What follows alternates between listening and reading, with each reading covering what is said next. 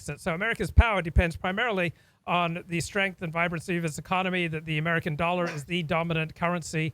It's the world's currency. And also America has the dominant military. We have the best military, even with all the crazy things that the Biden administration is pushing. We still have the aircraft carriers. We still have the nuclear weapons. We still have the aircraft. We still have the training. We still have the drones. We still have the technology.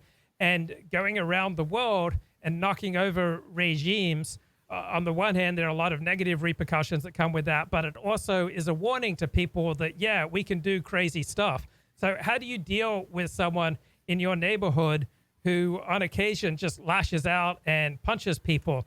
You don't gratuitously offend that person. You give that person a wide berth. You generally won't confront a person who is liable to go off unpredictably with some crazy amount of violence, and yet somehow they're in good with the police and they never get arrested.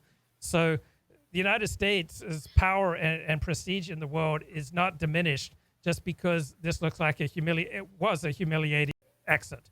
So America's power depends on its economy and its military. America is better off for getting the hell out of Afghanistan, and it's a manifestation of how much power and wealth the United States has, that it can go into Afghanistan for 2 decades and blow $2 trillion and just power on. It's like people who light a cigar with $100 bill. Like people who light their cigars with $100 bill, that's not their last $100 bill. They do that because they have so much money. They have money to burn. The United States, in comparison to other countries, has money to burn. Now, obviously, I think we're all agreed here that staying in Afghanistan was a terrible decision. I think even going into there in the first place was a bad decision.